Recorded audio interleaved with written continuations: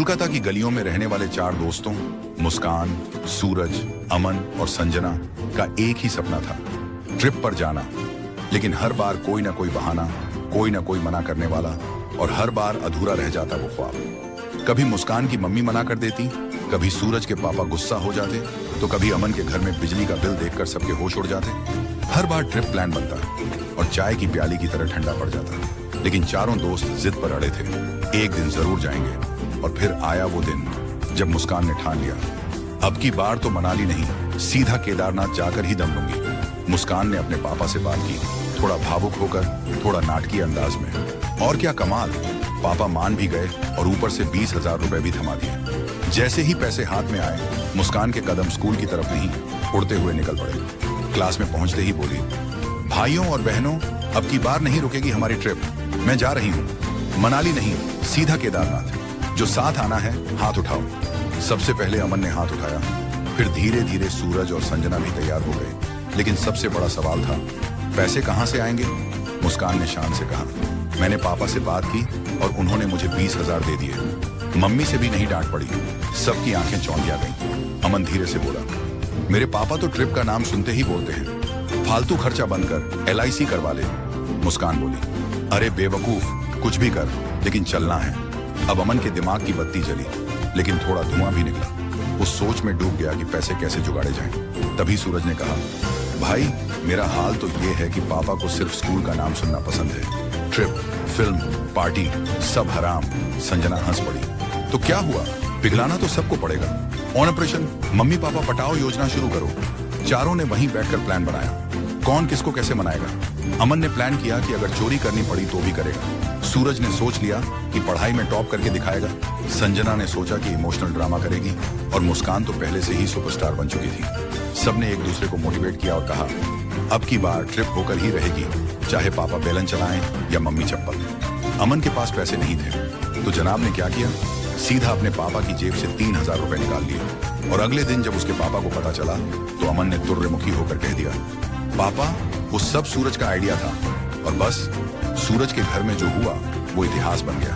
बेलन, चप्पल और हाथ के पीछे तौलिया, सब सूरज पर चले। अगले दिन स्कूल में सूरज बोला, भाई लोग, अब की बार ट्रिप पे जाना मतलब ICU जाना। सबने ठहाके लगाए, लेकिन दिल में एक उम्मीद थी। 1 महीना बीता, अमन ने कमाल कर दिखाया, स्कूल में टॉप कर लिया। और जैसे ही रिजल्ट आया, अमन पापा के पास पहुंचा। पापा अब तो खुश हो ना, अब केदारनाथ जाने की इजाजत मिल जाएगी ना? पापा पहले थोड़ा गंभीर हुए, फिर बोले, चल बुकिंग करवा ले बेटा। और ऐसे ट्रिप का पहला टिकट कंफर्म हुआ। फिर शुरू हुआ असली जुगाड़ का खेल। पेटीएम पे ऑफर, ट्रेन के टिकट की मारामारी, होटल की एडवांस बुकिंग। चारों दोस्त मोबाइल में घुसे रहते। सबसे ज्यादा टेंशन मुस्कान के घर में थी। उसके पापा हर बात पर कहते, अरे बेटी अब तू घूमेगी? लेकिन इस बार मुस्कान भी अड़ी थी। प्यार, इमोशन और थोड़ा बहुत नाटक करते हुए उसने पापा को मना ही लिया। फाइनली वो दिन आ गया। चारों दोस्त बैग लेकर निकल पड़े, पहली बार किसी फ्लाइट में बैठकर। सबकी धड़कनें तेज, पर चेहरे पर मुस्कान थी। एयरपोर्ट पर पहुंचते ही सबने सेल्फी खींची, इंस्टा स्टोरी डाली। मिशन केदारनाथ शुरू होता है, और फ्लाइट में बैठते ही सूरज बोला, भाई ये फ्लाइट में हवा क्यों नहीं आ रही? एयर होस्टेस हंस पड़ी, सर AC चल रहा है। केदारनाथ पहुंचते ही सबने दर्शन किए, पूजा की और बर्फ में ऐसे खेले जैसे जिंदगी में पहली बार देखी हो। मुस्कान ने बर्फ से भरा एक गोला सीधे संजना की पीठ पर मारा, और फिर शुरू हुई बर्फ की जंग। चिल्लपों मची रही, और सब भूल चुके थे अपने घर की डांट, पापा के बेलन और मम्मी की चप्पलें। ये था उनका सपना, जो अब सच हो चुका था। केदारनाथ की वो ट्रिप सिर्फ एक यात्रा नहीं थी, बल्कि 4 दोस्तों की जिद, दोस्ती, हिम्मत और पागलपन की कहानी थी। और तभी मुस्कान बोली, अब अगला टारगेट शिमला। और सबने हंसते हुए कहा, हाँ लेकिन इस बार बिना चप्पल और बेलन के।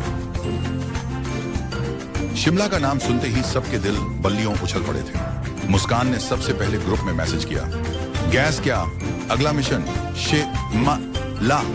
और फिर शुरू हुई हंसी और प्लानिंग की झड़ी। सूरज ने तुरंत टोका, इस बार पक्का करना, वरना मैं टिब्बा पर जाकर तपस्या कर लूंगा।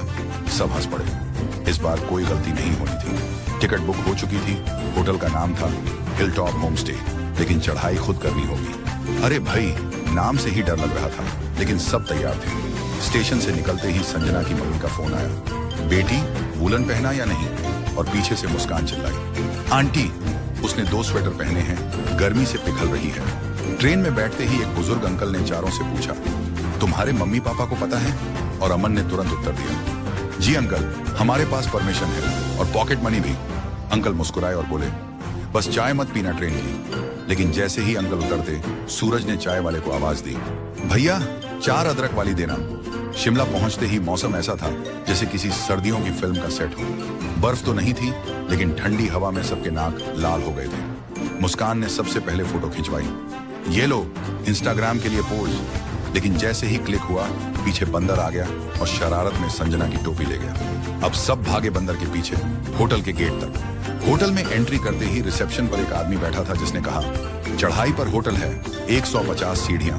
और अमन ने तुरंत कहा, भाई हम ट्रैकिंग नहीं करने आए हैं। लेकिन क्या करते, चारों ने चढ़ाई शुरू की और बीच में सूरज ने कहा, अगर ऊपर स्वर्ग न मिला तो वापस आ रहा हूं। होटल में पहुंचते ही सबने गर्मा गर्म आलू के पराठे और कॉफी का मजा लिया। फिर शुरू हुआ असली एडवेंचर। शिमला मॉल रोड पर मस्ती, स्ट्रीट शॉपिंग, गर्म मोमोज और गाने गाते हुए चारों घूमते रहे। अमन ने सड़क किनारे जादू दिखा रहे बाबा से पूछा, बाबा जी शिमला में और क्या घूमे? बाबा बोले, पहले स्कूल का होमवर्क करो फिर घूमो। सब हंसी में लोटपोट हो गए। रात को होटल की बालकनी में सबने वादियों को देखा और सूरज ने कहा, यार अगली ट्रिप तो स्नोफॉल में ही लेंगे। और मुस्कान ने तुरंत कहा, और अगली बार बंदर से दोस्ती करके ही आएंगे। चारों दोस्तों की शिमला यात्रा भले ही बर्फ के बिना हुई, लेकिन मस्ती और हंसी से भरपूर थी। और सबसे जरूरी बात, कोई लड़ाई नहीं हुई, कोई ट्रिप कैंसिल नहीं हुई, मतलब इतिहास रच दिया। शिमला की मस्ती और बर्फबारी के बाद अब समय था वापस लौटने का। चारों दोस्त, मुस्कान, सूरज, अमन और संजना थोड़े उदास थे, लेकिन दिल में एक ही बात चल रही थी, भले शिमला छोड़ रहे हैं पर मस्ती तो दिल्ली तक चलेगी। सुबह की बस पकड़ने के लिए सब होटल से निकले, लेकिन सूरज को याद आया कि उसका पावर बैंक कमरे में ही छूट गया है। फिर क्या? सूरज और अमन वापस दौड़े ऊपर की 150 सीढ़ियां और मुस्कान नीचे खड़ी बोल रही थी, चलो भागो फास्ट एंड फ्यूरियस। बस में बैठते ही सभी को नींद आ रही थी, लेकिन बगल की सीट पर एक बच्चा पूरे रास्ते चिप्स खाकर आवाज कर रहा था। अमन धीरे से बोला, भाई ये बच्चा तो रैप की बीट बना रहा है। और सब हंसते हंसते लोटपोट हो गए। दिल्ली पहुंचते ही मेट्रो स्टेशन की तरफ बढ़े। सब थके थे, लेकिन मेट्रो की ठंडी हवा और लंबा एस्केलेटर देखकर सब फिर से एक्टिव हो गए। मुस्कान ने कहा, मेट्रो का सफर भी एक एडवेंचर से कम नहीं। स्टेशन पर शुरू हुआ असली ड्रामा। टोकन लेने में अमन लाइन में फंस गया और पीछे से संजना ने बोला, अरे जल्दी करो वरना ट्रेन निकल जाएगी और हम मुस्कान बचाओ मिशन पर जाएंगे। जब सब एंट्री गेट पार कर ही रहे थे, सूरज का टोकन स्कैन नहीं हुआ। गेट बंद और सूरज वहीं अटक गया। अब संजना ने स्टाफ को उलझाया। मुस्कान गेट के दूसरी ओर से चिल्लाई, अरे ये मेरा भाई है, इसे अंदर आने दो। और अमन ने पीछे से धीरे से टोकन डाल दिया। गेट खुला और सूरज सुपरहीरो की तरह अंदर कूदा। मेट्रो के अंदर भी शरारतें बंद नहीं हुई। जैसे ही सीट मिली, मुस्कान ने कहा, यहाँ बैठने वाला अगला राजा कहलाएगा। और सबने भागकर सीट पकड़ने की दौड़ लगाई। आखिरकार संजना बैठी और बोली, मैं ही क्वीन हूँ। एक बुजुर्ग अंकल पास में खड़े थे, तो सबने तुरंत अपनी सीट दे दी और मुस्कुराते हुए बोले, हम मस्ती करते हैं लेकिन संस्कार नहीं भूले। स्टेशन बदलते बदलते अमन का बैग किसी और की गोद में चला गया। लड़का चौंक कर बोला, भाई ये आपका बैग? अमन बोला, अगर उसमें मैगी निकले तो मेरा ही है। आखिरकार घर के पास वाला स्टेशन आया और सब बाहर निकले, थके हुए लेकिन दिल से खुश। मुस्कान ने कहा, अब ये ट्रिप भी खास याद बन गई। सूरज बोला, और अगली बार हम कश्मीर चलेंगे।